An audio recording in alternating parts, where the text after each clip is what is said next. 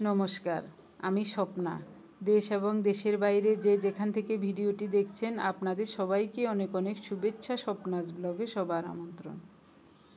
প্রতিদিনের মতো নতুন একটি পর্ব সাজানোর প্রয়াস করছি। আশা করছি আপনাদের সবার ভালো লাগবে, তাই অনুরোধ রইল পর্বটি প্রথম থেকে শেষ পর্যন্ত দেখুন।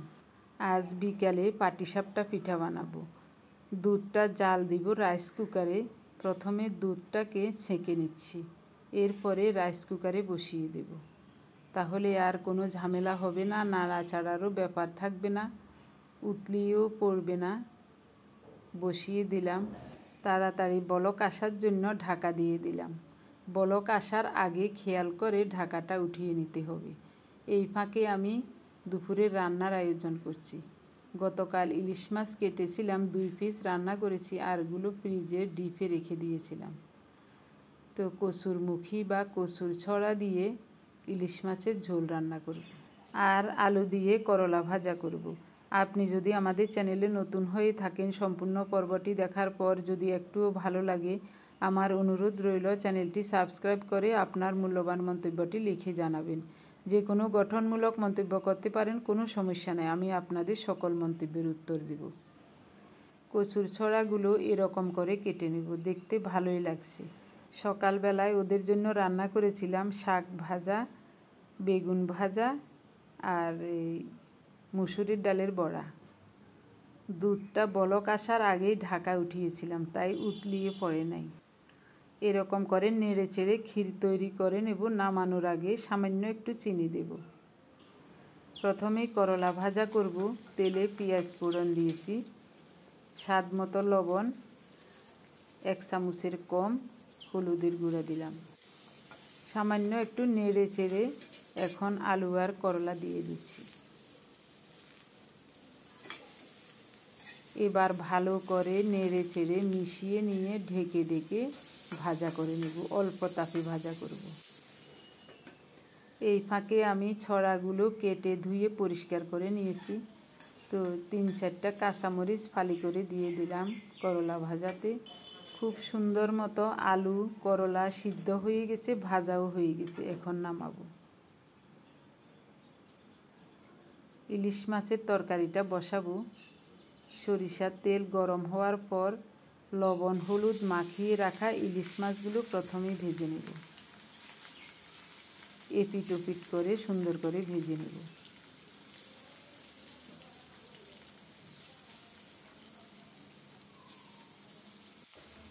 এই চুলায় গরম জলে কেটে ধুয়ে রাখা কচু ছড়াগুলো বসিয়ে দিলাম।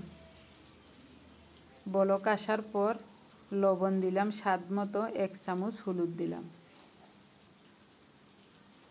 একটু সিদ্ধ হোক, মাছ ভাজাও হয়ে যাচ্ছে।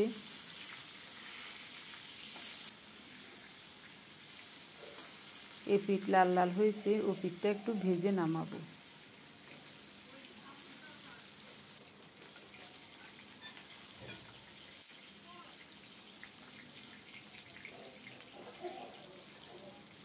সরিষার তেল দিয়েছি, তারপরও মনে হচ্ছে যেন একটু তেল বের হয়েছে মাছ থেকে।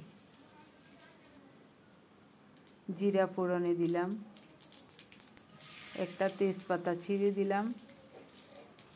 ফোড়নটা একটু সুন্দর মতো ভাজা হলে ছাঁকনি দিয়ে ছড়াগুলো ছেঁকে দিয়ে দিচ্ছি। কড়াইটা ধরে ছড়াগুলো উল্টিয়ে দিচ্ছি। খুন্তি দিয়ে বেশি নাড়াচাড়া করলে ছড়াগুলো ভেঙে যাবে। হাফ সিদ্ধ হয়ে গেছে। হলুদ আর একটু দিলাম, 1 চামচ গুঁড়ো মরিচ দিলাম। খুন্তি দিয়ে আস্তে আস্তে করে নেড়ে হলুদ আর গুঁড়ো মরিচ একটু মিশিয়ে দিয়েছি। সুন্দর মতো লাল লাল করে ভাজা হয়ে যাচ্ছে।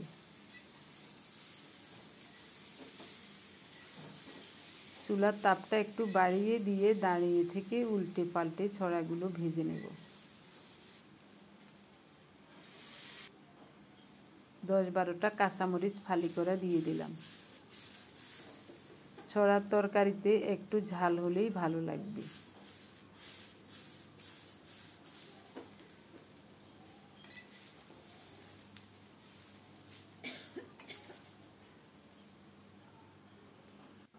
কচুর ছড়াগুলো লাল লাল করে ভাজা হয়ে গেছে।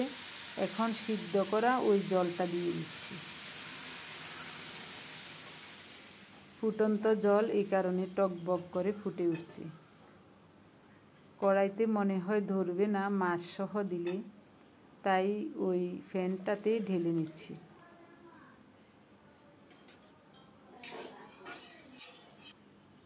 শুকনো কড়াইতে 1.5 চামচ গোটা জিরা ঢেলে নিচ্ছি। বিকালে পিঠা তৈরির জন্য একটু সুগন্ধি চিনি গুঁড়া চাল ভিজিয়ে রেখেছিলাম, ওখান থেকে ভিজানো একটু চাউল জিরার সাথে বেটে নেব। তরকারিটা ফুটে উঠেছে ভালো করে। এখন ভেজে রাখা ইলিশ মাছ দিয়ে দিলাম। ছড়াগুলো সিদ্ধ হয়ে গেছে।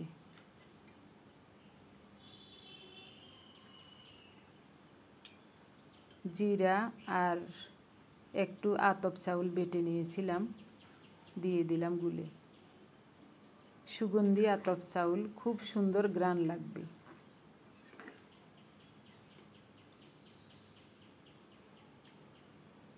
দুই 3 মিনিট পরে নামাবো।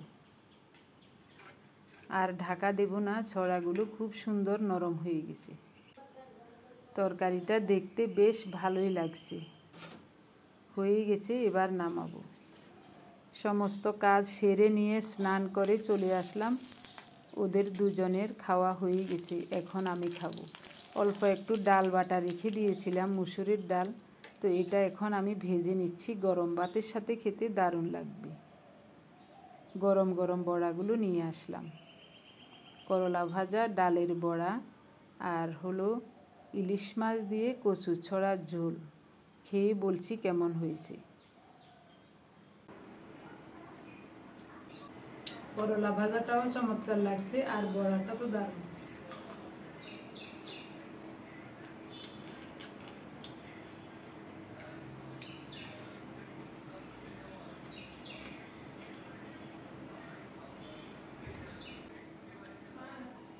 আইয়ের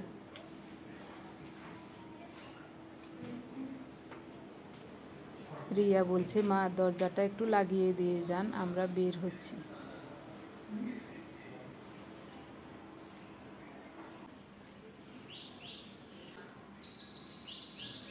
ওদের দুজনের আরও আগে খাওয়া দাওয়া শেষ, তো আমি সব গুছিয়ে নিয়ে স্নান করে তারপর ওই অল্প একটু ডালের বাটা ছিল, ওইটা বড়া করে তখন খেতে বসছি। ওরা দুজন এখন একটু বাইরে যাচ্ছে।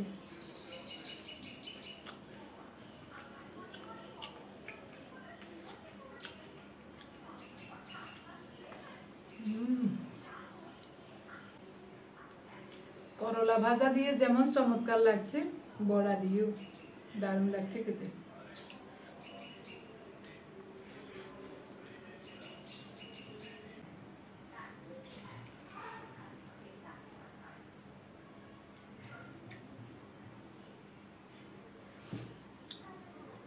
ইলিশ মাছ দিয়ে ছড়ার ঝোল খেয়ে দেখি।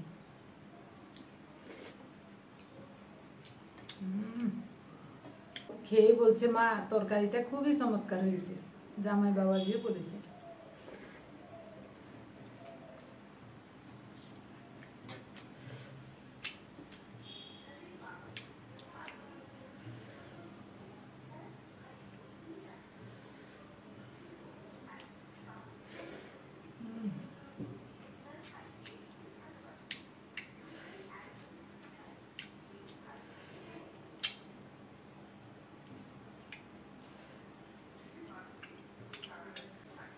গতকাল রাত্রে 2 পিস মাছ রান্না করেছিলাম, খুব ভালো লেগেছিল।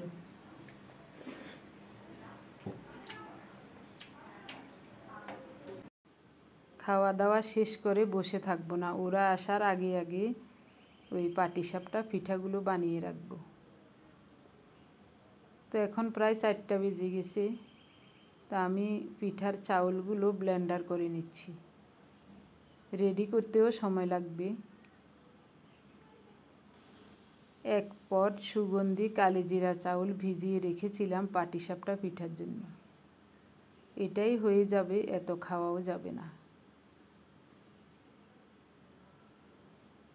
খুব সুন্দর গ্রান বের হয়েছে।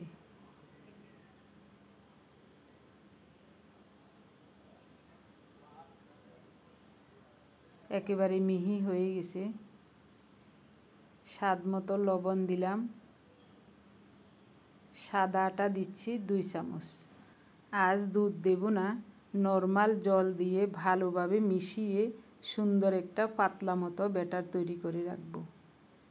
ওরা আসার আগে আগে তৈরি করব, ওরা আস্তে আস্তে সন্ধ্যা পার হয়ে যাবে। তো একটু রেডি করে বিশ্রাম নিয়ে তারপরে বানাবো। তো এখন সন্ধ্যা হয়ে গেছে, ওরা এখনও এসে পৌঁছায় নাই। আমি পিঠা তৈরি আরম্ভ করে দিলাম। ক্ষীরটা ঠান্ডা হয়ে যাওয়াতে মনে হচ্ছে শক্ত হয়ে গেছে একটু। গরম অবস্থায় আরও নরম ছিল। এরকম করে সবগুলো পিঠা বানাবো।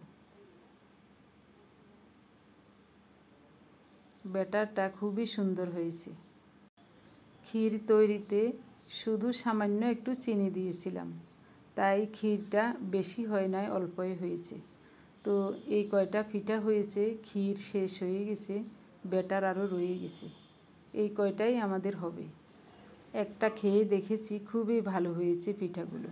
এবার বলবো প্রিয় মানুষগুলোর নাম, যারা প্রতিনিয়ত কমেন্টস করে আমাকে উৎসাহ দিয়ে যাচ্ছেন। গত 24 ঘন্টায় প্রথমেই কমেন্টস করেছেন সুতপা সোনাগাজী কাজিরহাট থেকে, পম্পা দে ইসাপুর লেলিননগর থেকে, লিপি কুকিং, আলপনা দত্ত শিপ্রা কলেজ স্ট্রিট কলকাতা থেকে, মিনতি মার্মু উত্তর দিনাজপুর রায়গঞ্জ থেকে, নির্মলা দেউরি বনানী ব্যানার্জি মুর্শিদাবাদ থেকে, হুমায়রা ফেরদৌস ঢাকা থেকে, মালা বিশ্বাস ওয়েস্ট বেঙ্গল কোচবিহার থেকে, রয় অরুণ কলকাতা থেকে, হর্ষ বসাক সোদপুর থেকে, সাধন অর্পিতা মজুমদার কলকাতা থেকে, সুমিতা দে আসাম থেকে, ববি কিচেন ব্লগ কুণ্ডন সাহা কলকাতা, যাদবপুর থেকে, রানু বেগম ইতালি থেকে, শিখা সিনহা রয় কলকাতা থেকে, মল্লিকা ঘোষ শিলিগুড়ি থেকে, মিনা সরকার কলকাতা থেকে, শাহিন লাইফস্টাইল কুকিং সীমানাথ আমেরিকা থেকে।